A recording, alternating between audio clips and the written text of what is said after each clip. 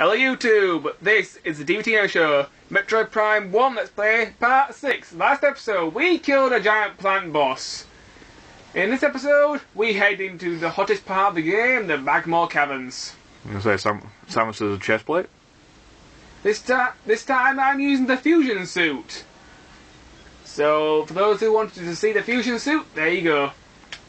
It's green in its various suit form, as you can, well, clearly see, unless you're colourblind, in which case I pity you.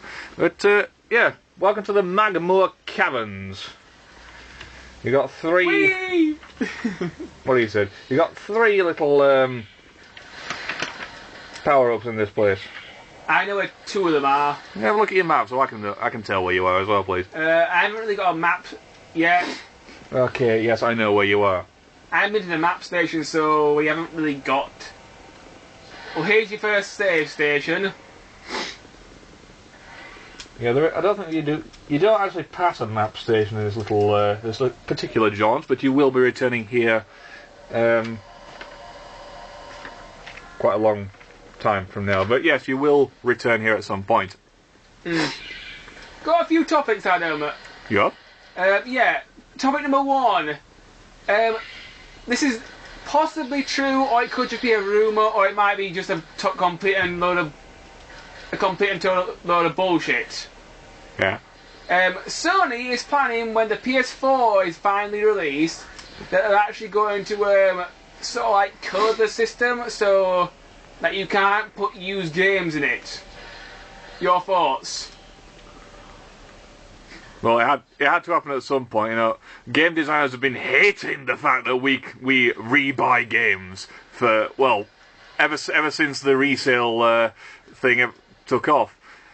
And to be honest, I think it's actually illegal in Japan. Sorry, it's illegal in Japan to rent games. Ah.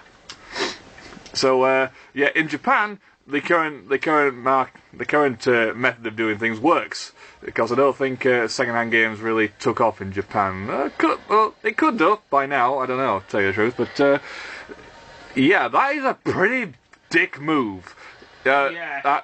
That's going to put a lot of people off, and well, I can see why they're doing it. Yes, I understand why they're doing it. You know, because every resold game is, well, that's 20 quid that isn't in the developer's back pocket.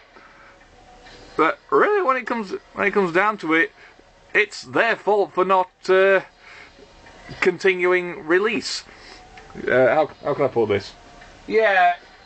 Continue release is a problem, because what happens with games is they release all these games on release date, and then they don't release anymore unless it's like a collector's edition or an ultimate edition or something. Exactly. They'll release the game. It'll be out in the shops on its shelf, all shiny and well, Pretty. Yeah.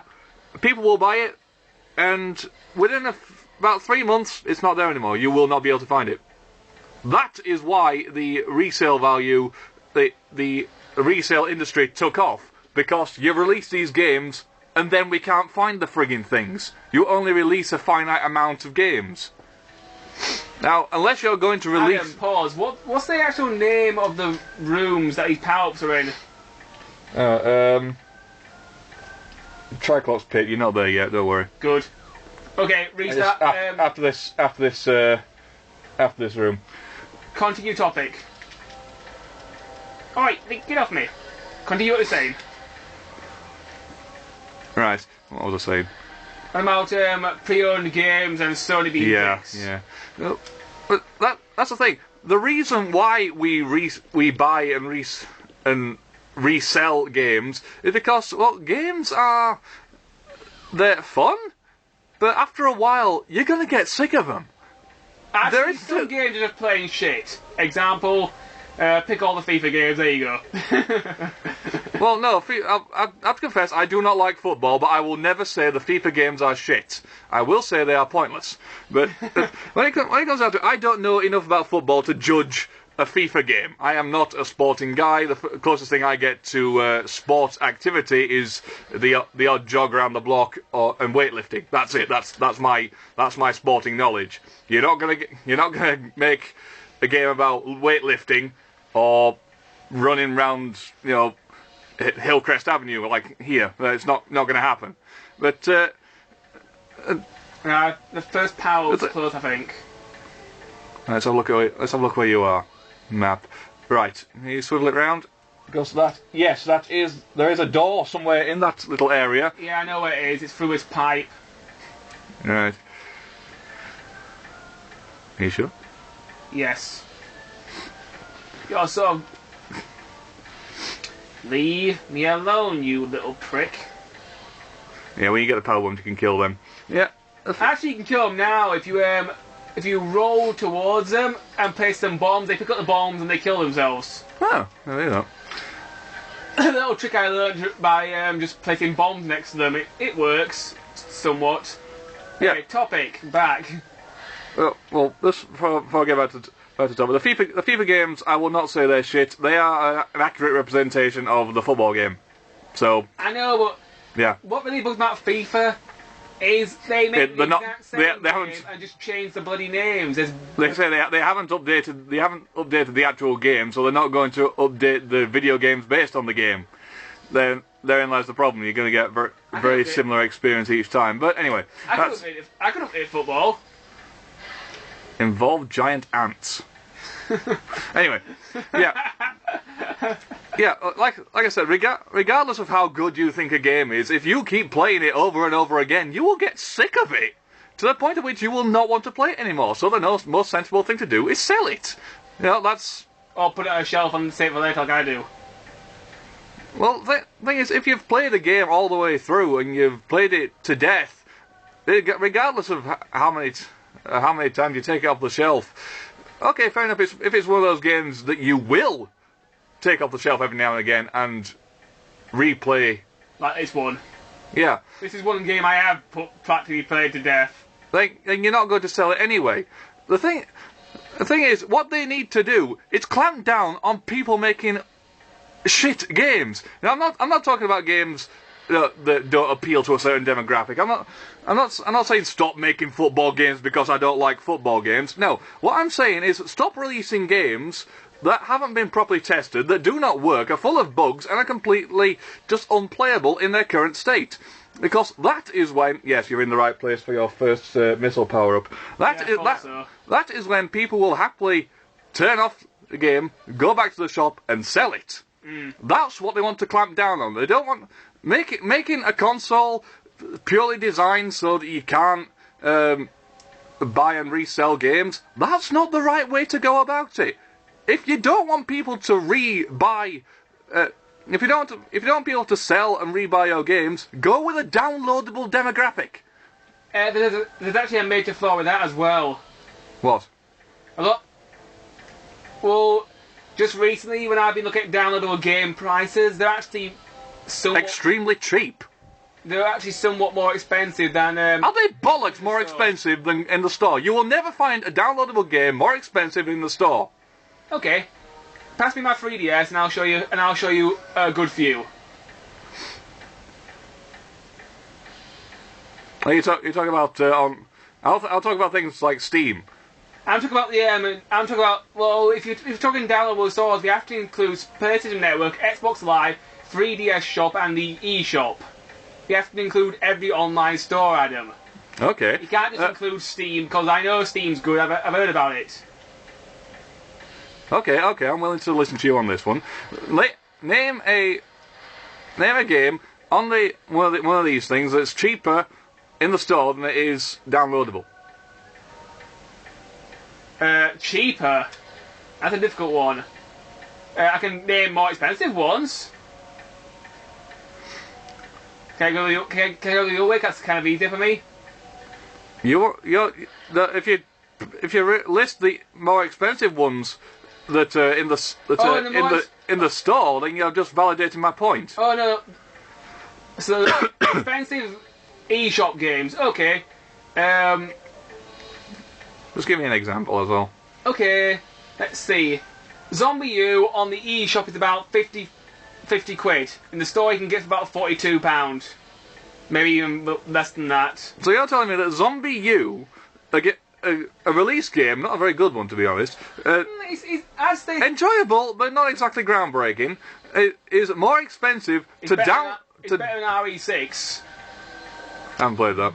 I lost interest in RE5. In fact, I lost interest in Resident Evil on Resident Evil 4 because if you're gonna keep, by all means, keep making these games because well, Resident Evil 4 was fun. It was a fantastic game. It was just an incredibly shite Resident Evil game. But anyway, so you're telling me that Zombie U is more expensive to download than it is to buy? Yes. And that makes no sense whatsoever. Well, I bought it at 42 quid at Grange Games on launch day with my products. Possibly that might have been a sales thing. You know, they were giving it away. They'll buy a Wii U, get this for 20 quid off, kind of thing. From Amazon. Well, yeah, fair enough. I suppose something like that is all down to the pricing of. Where are you now? Okay, the motor station. Okay, to one side is the exit. We don't want to go there. You want to go through a narrow tube on the left or right. It's the side with only one exit. So it's the right. Yeah. Well, you're actually looking at it upside down, but yeah. The right. Yeah. Like I say, the example you said there might be more to do with the Grange Games pricing system. Okay. Rather than the actual recommended retail price. England doesn't really have a recommended retail price. Stores tend to see, as far as I can tell, set whatever price they feel like. No, we have a recommended retail price for everything. That is the point at which it's where both sale parties receive a profit. Ah. Say for example, I produce a product, and it cost me £10 to make. That is how much it. That's the way you came. That is how much it takes to be. You have to go higher up. Yeah, that's how much it takes to create this one product. Now, I would sell that for higher than £10, say £12. That means I get a £2 profit. But I would recommend that the shops sell it for, say, £15 or something like that.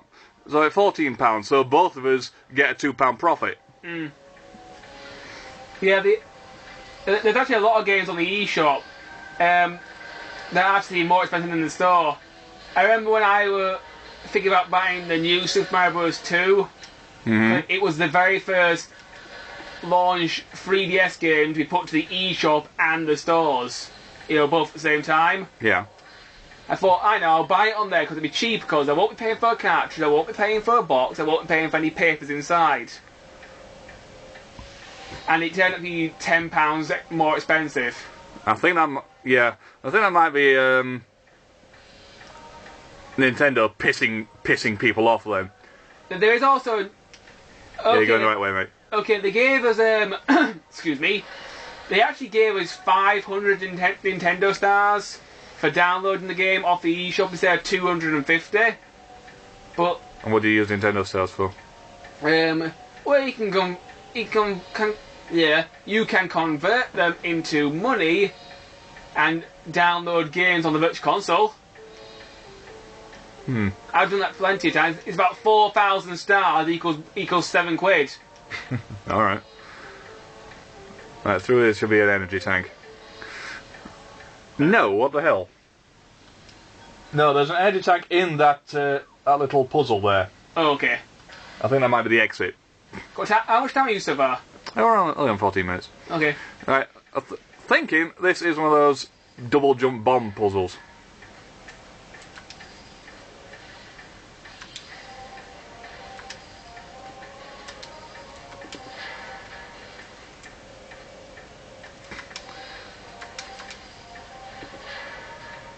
I think you might have just screwed yourself up there, mate. Oh yeah. One more. I'll just reset the room by going through this door. Yeah. Yeah, little tip for you YouTube. If you screw a puzzle, just go through the door. It'll be fine. Right. So on this first bit, do you jump?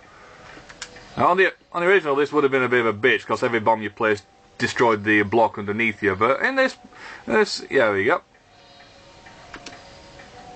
Whee! Okay, now go through the other door on the other side of that huge room to get your next missile tank. And I have no idea where the hell that takes you. I think I know which one you're on about now. It's got to be the one I thought about earlier. Well, anyway, that'll be you done for the Magmore Caverns for the time being, just to get your ass back to the lift. Yeah. Well, what I'm basically trying to say is, downloadable games, you literally cannot resell them. So that is what they want to aim at if they want to make a console that is that has games that you can't resell. Now, once you buy them, that's it. If you get rid of them, you can re-download them for free. We're not going to charge you for that, but you cannot sell your copy to someone else. That is what they want to be aiming for.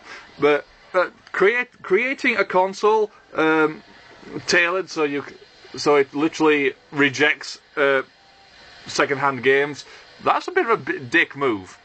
You're gonna a big dick move.